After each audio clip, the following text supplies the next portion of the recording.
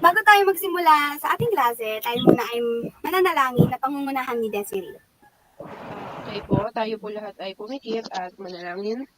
Sa ngalan ng Ama, ng Anak at ng Espiritu Santo, dakilang Diyos na makapangyarihan sa lahat, salamat po sa buhay at panibagong araw na ibinigay niyo po sa amin. Dalangin po namin na bigyan niyo po kami ng karunungan at focus para po sa aming pag-aaral at huwag niyo po kaming pababayaan. Patawad po sa mga nagawa po naming kasalanan at naway ilayo niyo po kami sa mabigat na karamdaman at sa anumang kapahamakan. Sa ngalan ng Ama, ng Anak at ng Espiritu Santo. Amen. Magandang umaga sa inyo lahat. Kung nga pala si Ma'am Maureen Montano, pwede niyo akong tawagin Miss Mau. Magandang umaga po. Unang-una sa lahat, kayo ba'y nagsikain na? Handa na ba kayong makinig sa akin at nasa tahimik na ba kayong lugar para makapag-participate kayo ng maayos sa ating klase? Opo. Opo, ma'am. Ngunit bagong lahat, kumpleto na ba tayo? Marquez Abigail, Present po. Desiree Nieto, Present po. Panergin,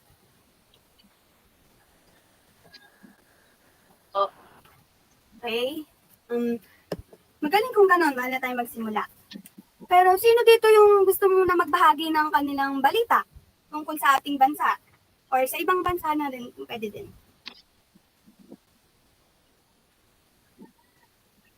Mayroon bang gustong magbahagi? Sige, Jean, ikaw. Ma'am, yung balita pong napanood ko is yung pumutok po yung Vulcan Canlaon. June 3 po, maraming pamilya po, halos 500 na pamilya po yung nagsilikas dahil natatabunan na po sila ng makapal na usok. Ngayon ba, okay na? May balita ba ngayon kung nasa na or okay na ba yung mga pamilyang nakapagligtas? Opo, nasa evacuation area na po yung mga pamilyang nagsilikas. Salamat sa iyong pamamahagi ng nakalap mong balita, Jean. Dahil dyan, binigyan mo kami pinalawak mo yung aming kaalaman tungkol sa nangyayari sa ating bansa ngayon. So,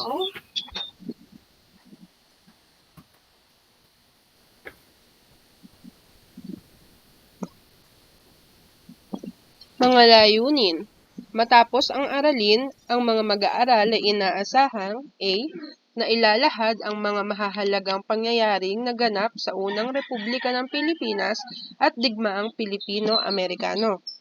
B. Natutukoy kung paano nagsimula ang digmaang Pilipino-Amerikano. At C. Nakapag-uugnay-ugnay ng mga pangyayari sa unang Republika ng Pilipinas. Ayan. Bago tayo tumungo sa ating aralin, meron akong inihandang larawan na ipapakita sa inyo.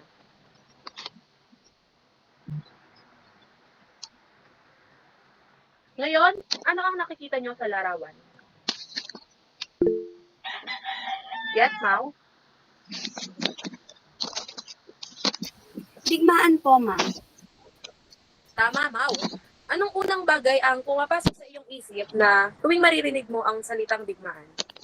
Ma'am, ano po, yung parang labanan po ng dalawang panig or yung parang nag-aanoan po, nag-aksakan. Okay.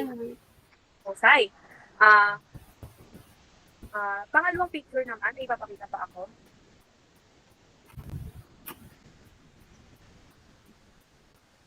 Ano naman sa tingin nyo ang nasa pangalawang larawan?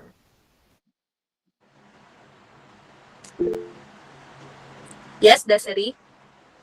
Mga simbahan po. Magaling. Ikaw, sa tingin mo, bakit mayroong simbahan? Dito po common na nagdarasal yung mga tao po. Magaling. Tama ang iyong sagot. Lahat ng ipinakita kong larawan sa inyo ay may kinalaman sa tatalakayin natin ngayon. Dahil ang paksa natin ngayon ang unang Republika ng Pilipinas at digmaang Pilipino-Amerikano. Kaya ngayon, alamin natin kung ano ba ang nangyari sa unang Republika ng Pilipinas noong nagdigmaan ng mga Pilipino at Amerikano.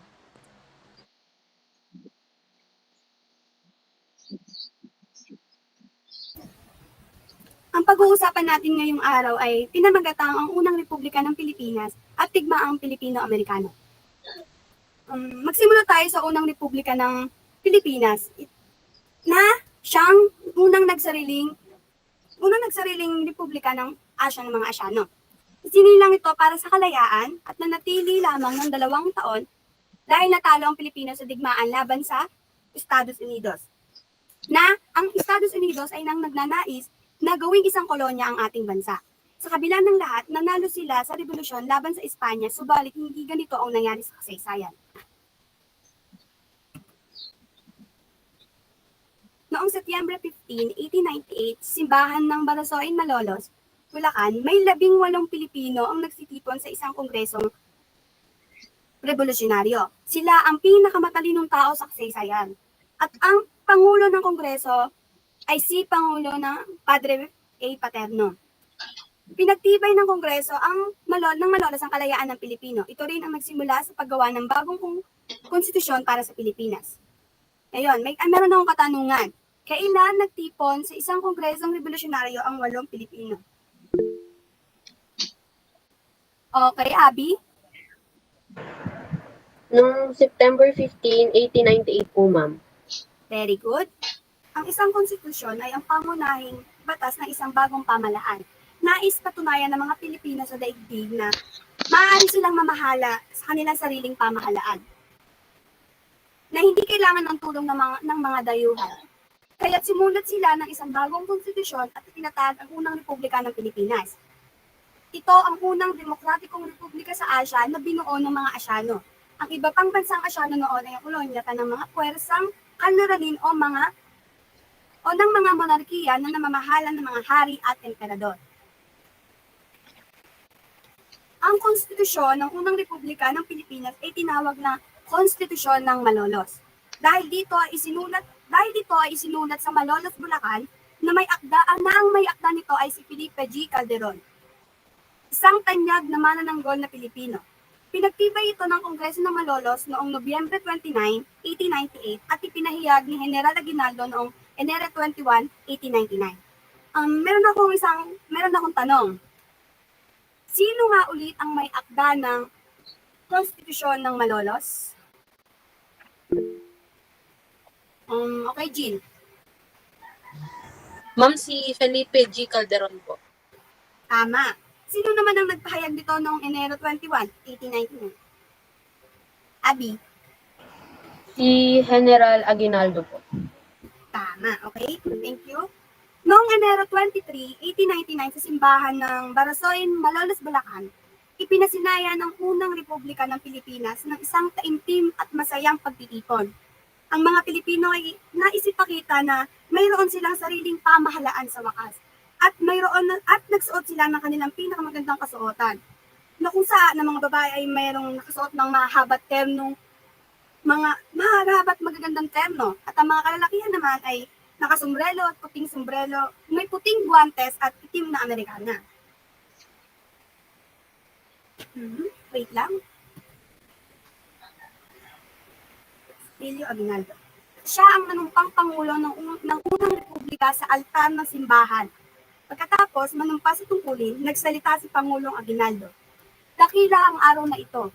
Maluwalhati ang petsang ito at magpakailanman ay hindi malilimutan ang sandaling ito na ang ating minamahal na bayan ay naging malaya. Pinagdiwang sa Malolos at sa lahat ng dako ng Pilipinas ang pagsilang ng bagong bansa. Mayroong mga parada, banda, piyesta at mga pagdiriwang. Ang opisyal na pahayagan ng pamahalaan ay tinawag na El Heraldo de la Revolucion, na kung saan ay si General Antonio Luna at ang ibang Pilipino ay ang namahalan ng isang malayang pahayagan sa Maynila at Cebu. Ang bagong pamahalaan ay mayroon ring mga diplomatiko sa ibang bansa, na kung saan ay si Felipe Agoncillo ang unang Pilipinong diplomatikong na ibinadala sa Paris at Washington upang ipakilala ang kalayaan ng Pilipinas. Mayroong iba pang Pilipinong diplomatiko sa Hapon, Inglaterra, Pransya at Australia. Meron uli akong katanungan. Ano ang tawag sa opisyal na pahayagan ng pamahalaan?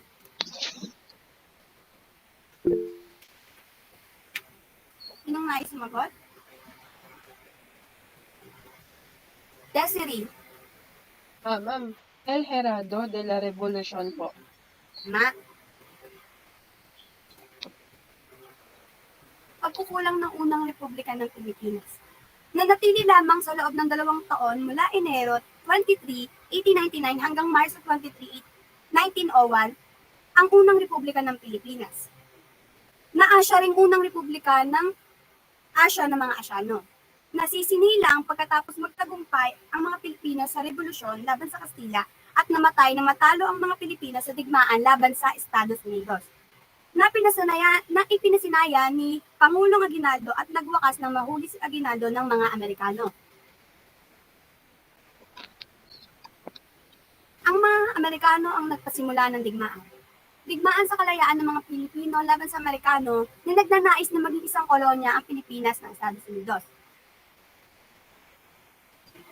Nagkunwari ang mga Amerikano na malupit silang isinalakay ng mga Pilipino. Binaril at pinatay ang isang sundalong Pilipino na tumawid sa tulay ng San Juan sa ganap na ika-8 ng gabi noong Pebrero 4, 1899. Isang Amerikanong sharpshooter, si Private Robert V. Grayson, ng 1st Nebraska Volunteers na nagpasimula ng barilan ng mga Pilipino at Amerikano. Ang balitang labanan ay kumalat sa Estados Unidos. Mali ang sinasabi sa balita na ang mga Pilipino ang nagpasimula sa barilan. Ito ang nagpagalit sa mga Amerikano at nagpasilakbo ng damdamin laban sa Pilipino. Mula noon, ang Treaty Paris ay naging kontrobersyal at hindi tiyak na pagtitibayin, subalit noong February 6, 1889, makalipas ang 2 araw ng barilan, pinagtibay ng Senado ng Amerika ang Treaty of Paris na ginawang isang kolonya ng Estados Unidos ang Pilipinas.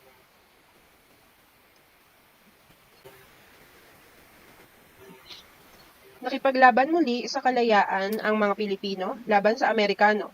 Ang kanilang dating kaanib na kung saan ito ang pangalawang paglalaban sa kalayaan ng mga Pilipino. Subalit ito ang unang pakikidigma ng Amerika sa lupain ng Asya ay naging malakas na pwersa ng daigdig ang Estados Unidos at sa pagtatagumpay sa digmaang ito. Binomba ng hukbong Amerikano ang mga Pilipino sa Maynila noong Pebrero 5, 1899 sa pagbubukang liwayway. Ang malupit na labanan ay sumiklab sa buong Maynila at Karatig Bayan sa loob ng mga sumunod na mga araw. Ang mga Pilipino, sa malakas na pwersa ni Uncle Sam, ay isa-isang natalo. Bumagsak ang Maynila sa mga Amerikano at umurong ang mga Pilipino sa mga lalawigan.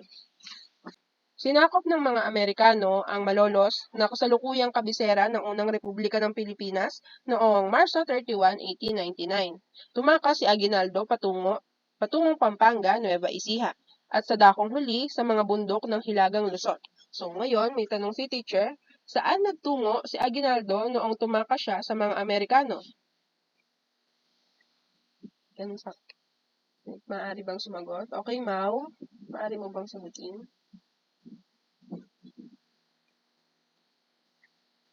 Sa lugar po ng Pampanga, Nueva Ecija.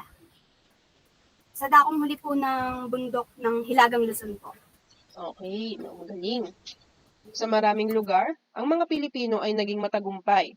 Sa Negros, itinatag ni na General Aniceto Lacson at Juan Araneta ang Republika ng Negros noong Nobyembre 27, 1898 at sa labanan sa San Mateo Rizal noong Disyembre 19, 1899.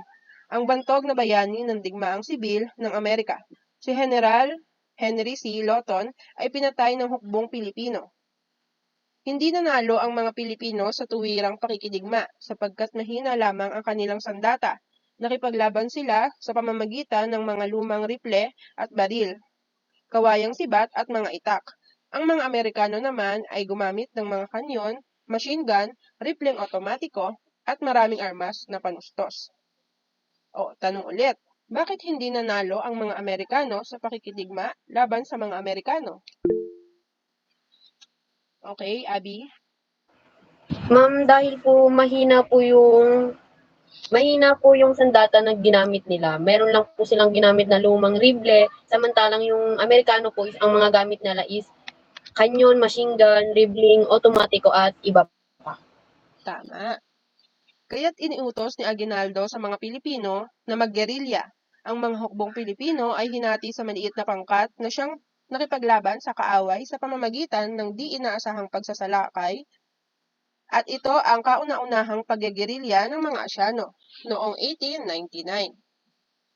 Hanggang 1901 ay una ang gerilya ni Aguinaldo kaysa sa gerilya ni Mao Zedong ng China at noong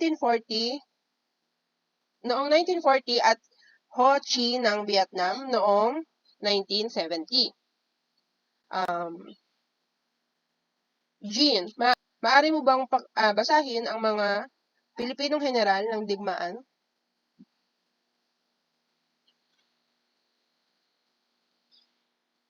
Okay, ikaw na lang, Maureen.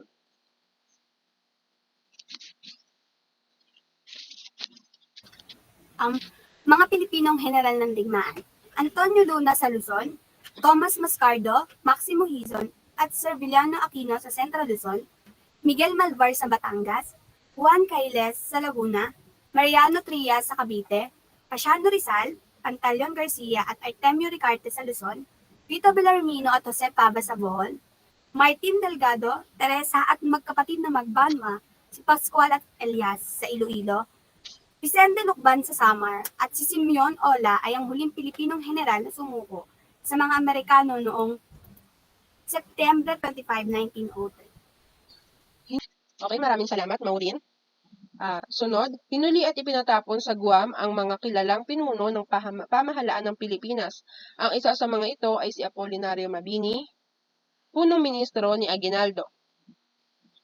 Tanong, sino ang isa sa mga pinuno ng pamahalaan ng Pilipinas ang ipinatapon sa Guam? Maaari mo ba itong sagutin, Abigail? Siya po ay si Apolinario Mabini ng ministro ni Aguinaldo. Maraming salamat, napakahusay. Maraming Pilipinong general ang pinatay ang mga ito noong Hunyo 5, 1899. Si Antonio Luna na direktor ng digmaan ni Aguinaldo na napalaban sa mga bodyguard ng Pangulo at si Gregorio del Pilar at ang kanyang mga tauhan ang nagtanggol sa Tirad Pass kaya nakatakas si Aguinaldo at ang kanyang mga tauhan sa Amerikano. Namatay silang lahat hanggang sa kahuli-hulihan noong Disyembre 2, 1899. Dumako naman tayo sa digmaan ng Kasarinlan, mga tagumpay ng Pilipino. Noong 1899 hanggang 1902, ang mga Pilipino ay nabigo sa kanilang pakikipagdigmaan para sa Kasarinlan. At napanalunan pa rin nila ang maraming pakikipaglaban sa Amerika. Narito ang mga resulta. Ang una ang massacre sa Balanginga. Noong Setyembre 29, 1901, sinalakay ng mga tauhan ni General Vicente Lucban gamit ang kanilang bolo at garisa ng mga Amerikano sa Balanginga, Samar. Bilang higanti, ang Amerikanong general na si Jacob Smith ay inatasan niya ang kanyang mga tauhan na sunugin ang mga tahanang Pilipino at patayin kahit ang mga bata. Ninanais niya ring gawing nananangis na ilang ang Samar at bigla ang mga Amerikano sa kalupitan na ito. Itinakda ng Pangulong Amerikano ang court martial at pagpapatalsik kay Smith at tinuring naman na bayani at tagapagtaguyod naman ng bagong bansa si General Lucban. Pangalawa naman, ang labanan sa Kuinga. Laridel ngayon, Bulacan noong Abril 23, 1899, pinigil ng Pilipinong sundalo ang pagsalakay ng isang Amerikanong kabalyeriya. At dahil sa tagumpay na ito, pinili ni Aguinaldo na si Del Pilar ang magbantay habang siya ay pansamantalang umurong sa labanan. At nakapangalan ang bayang iyon sa tanyag na bayani. Pangatlo, ang Pilipinong Heronimo. Si General Lauton, ang bayani sa mga digmaang Amerika, India, ay nagwagi labang kay Heronimo. Ang punong Indian Apike. Ngunit isang Pilipinong Heronimo ang tumapo sa makulay na buhay ni Lauton. Noong Disyembre 19, 1899, sa laban sa San Mateo, napatay ni General Licero Heronimo at ang kanyang mga sniper ang Amerikanong general na si Henry Lauton. Ngayon naman, dumako tayo sa labanan sa Alaminos. Noong Enero 17, 1900, sinalakay ng mga Pilipino ang isang Amerikanong tren sa Alaminos, Laguna at nakakuha sila ng maraming kagamitan sa digmaan. Pangalwa, ang labanan sa Pulang Lupa. Noong Setyembre 13, 1900, ang tinaguriang 10 Col Maximo Abad at kanyang mga tauhan ay nagwagi laban sa mga sundalong Amerikano sa isang madugong engkwentro sa Pulang Lupa, malapit sa Santa Cruz, Marinduque. Nabihag si Kapitan James Shield at 12 niyang tauhan. Ang labanan sa Mabitak. Noong Setyembre 17, 1900, hindi pa man lumilipas ang sakit na nadama sa pagkatalo sa Pulang Lupa ng mga Amerikano, muli silang nabigo sa isa na namang labanan. Hinamon ni General Juan Cailes, komandante ng sandatahang Pilipino, ang Amerikanong labanan siya. Ang Amerikanong komandante ay nangakong ipapakain kay Cailes ang kanyang mga salita at pinadala niya ang kanyang mga tauhan sa Look ng Laguna sa Mabitak at pinagbabaril ng mga Pilipino ang gerilya. Natapos ang labanan sa madugong masaker sa mga Amerikano. Kinabukasan, nagulat ang Amerikanong komandante sa pinadala ni Cailes na bangkay na walang sundalong Amerikano, kasama na rin ang di nagalaw na personal na kagamitan. Si Cailes ay naging kauna-unahang naging bayani at Pilipinong gobernador ng Laguna. Sa ngayon, kilala ang bayan ng Mabitak, Laguna bilang alaala ng tagumpay ng Pilipino sa pakikipaglaban. Ngayon may tanong si teacher. Ano-ano ang 6 na resulta sa pakikipaglaban sa Amerika? Yes, Mau? Ang 6 pong resulta sa digmaan ng Kasarinlan, mga tagumpay ng Pilipino ay una, ang massacre sa Balangiga, pangalawa, ang labanan sa Kinga, Plaridel ngayon sa Bulacan, ang Pilipinong Heronimo, labanan sa Alaminos, panglima ay ang labanan sa Pulang Lupa at ang huli ay ang labanan sa Mabitak. Okay, magaling. Dumako naman tayo sa pagbihag kay General Aguinaldo sa Palanan, Isabela.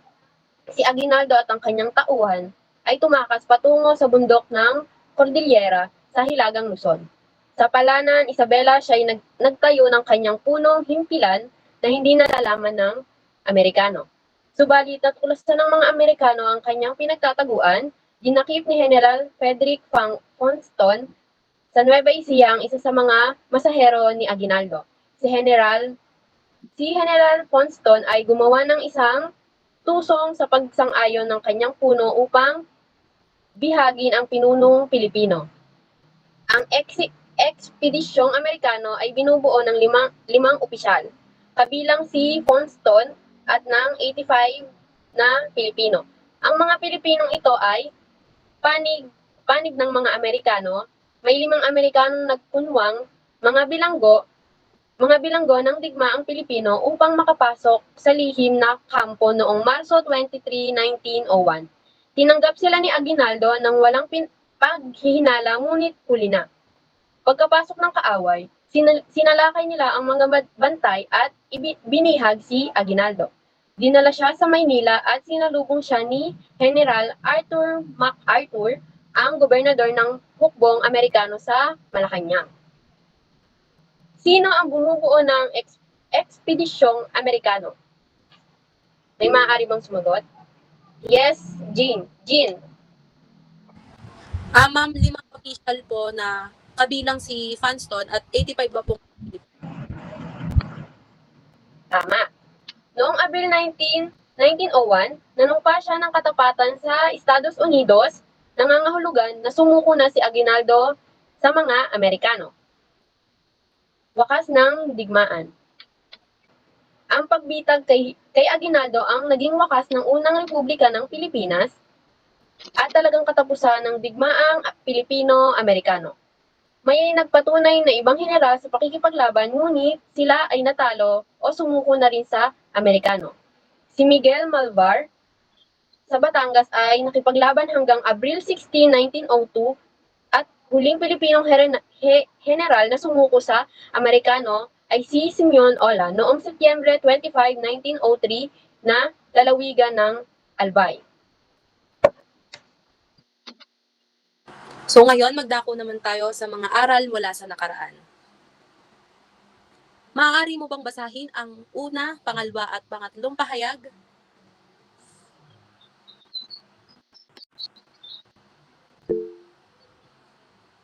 Maureen? Ang unang aral mula sa nakaraan ay, ang mga Pilipino ay dapat maging mapagmalaki dahil tayo ang unang malayang republika sa Asya na itinatag ni Aguinaldo sa Pilipinas mula 1899 hanggang 1901. Pangalawa, ang mga Pilipino ay matatapang at malalakas na ipaglaban ang kanilang karapatan at kalayaan kahit sila ay matalo. Pangatlo ay, ang mga Pilipino ay natalo sa digmaang Pilipino-Amerikano sapagkat mahina ang kanilang sandata at hindi nagkakaisa.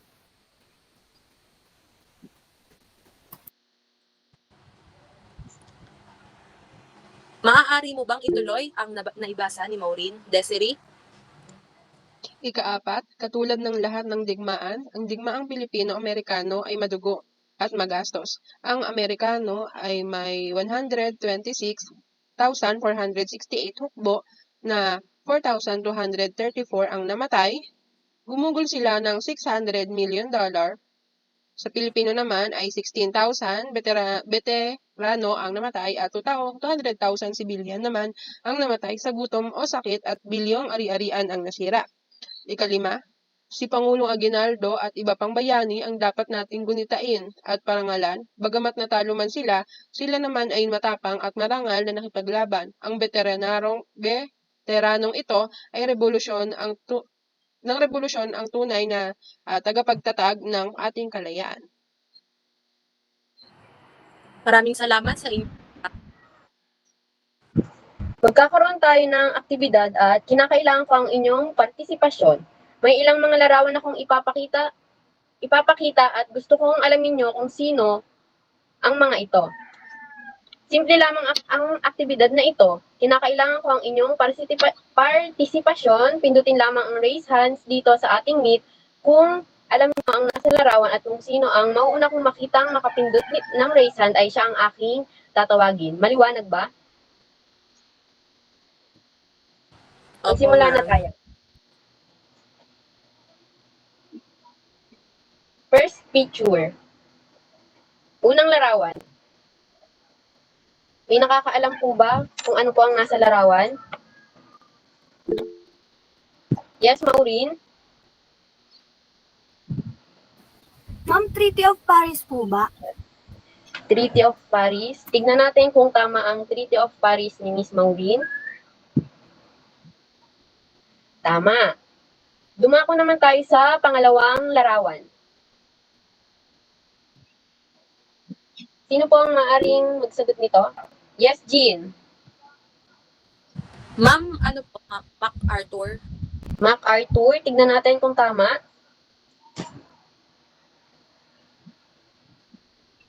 MacArthur. Tama ka, Jane. At ang pangatlo naman ay yes, Desiree. Malolos Bulacan po, ma'am. Malolos Bulacan. Tignan natin kung Malolos Bulacan. Tama rin. Malolos Bulacan ang sagot. Mga mag-aaral, bakit mahalaga na pag-aralan natin ang unang Republika ng Pilipinas at digmaang Amerikano-Pilipino? May nais ba sumagot? Okay, Desiree. Ma'am, para po magkaroon po tayo ng sapat na kaalaman kung ano po ba ang mga nangyari sa ating bansa noon. Magaling, Desiree. Mahalagang matutunan natin kung ano ang nangyari noong naitalaga ang unang Republika ng Pilipinas at kung anong nangyari sa digmaang Pilipino-Amerikano. Upang mas maintindihan at mas maging aware tayo kung paano nakipaglaban ng ating dating kababayan para sa ating kalayaan. Next. Ngayon na tayo ay tapos na sa araling ito, nandito naman ang buo ng ating napag-aralan ngayong araw na ito. Ang unang republika ng Pilipinas ay isang mahalagang bahagi ng kasaysayan ng bansa na nagpapakita ng matinding pagnanais ng mga Pilipino para sa kalayaan. Sa kabila ng pagkatalo sa digmaang Pilipino-Amerikano, ang mga sakripisyo at katapangan ng mga Pilipino ay nagbigay daan sa patuloy na pakikibaka para sa kalayaan na tuluyang nakamit noong Hulyo 4, 1946. Naintindihan ba mga bata? Opo, ma'am. Opo. Mga nais ba? Wala po. Wala na po. Ngayon, tayo naman ay magsasagot na sa ating pagtataya. Isulat ang T kung ang pahayag ay nagsasabi ng tama at M naman kung mali. Number 1. Ang unang republika ng Pilipinas ay ipinroklama noong Enero 23, 1899. Okay? Binibining Desiree. Tama po, ma'am. Okay, mahusay. Pangalawa, ang Kongresong Revolusyonaryo ay nagtipon sa simbahan ng Barasoin noong Setyembre 15, 1898 sa pangunguna ng 30 Pilipino.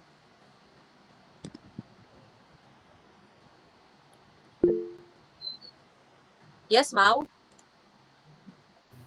Ma'am, mali po. Hindi po siya sa simbahan ng Balasain naganap. Okay, magaling. Dito naman tayo sa pangatlo.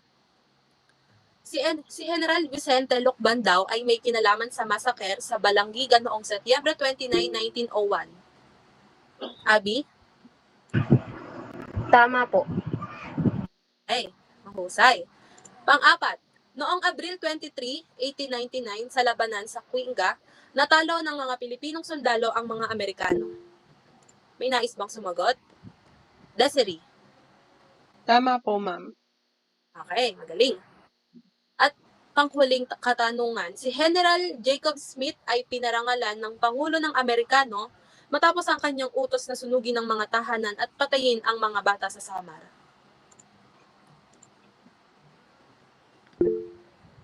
Abi? Ma'am, mali po. Si General Jacob Smith po ay hindi pinangaralan na maging Pangulo ng mga Amerikano. Okay, very good.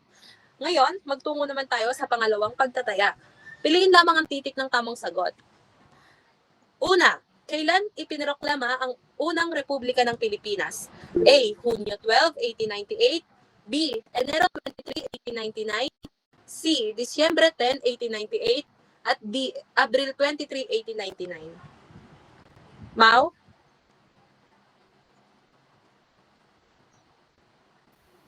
Ma'am A po, Hunyo 12, 1898. Okay, magaling na bata.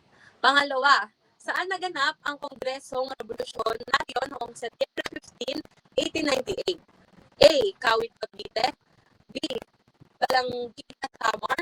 C. Simbahan ng Barasoy Malolos. Or D. Lati del Bulacan.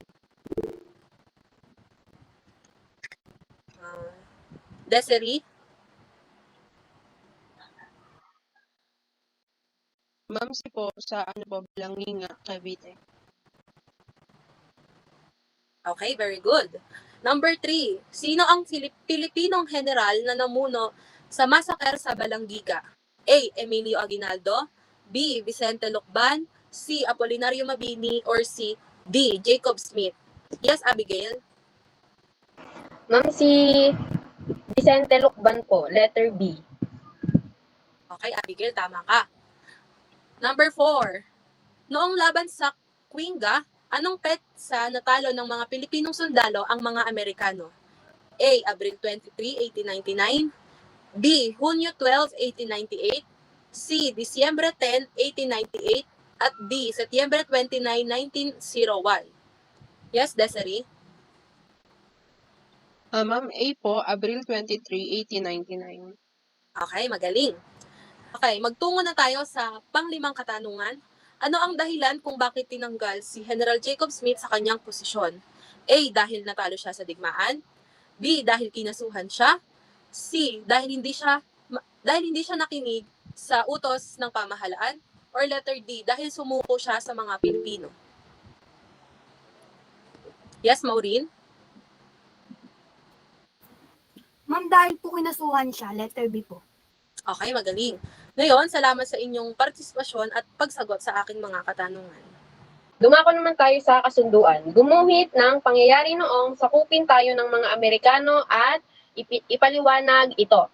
Isesend ko na lang ang rubric sa pagguhit ng larawan sa ating GC dahil ito ay inyong magiging assignment. Yun lamang at maraming salamat. Thank you and God bless. Thank you po. Thank you po, ma'am. Thank you po.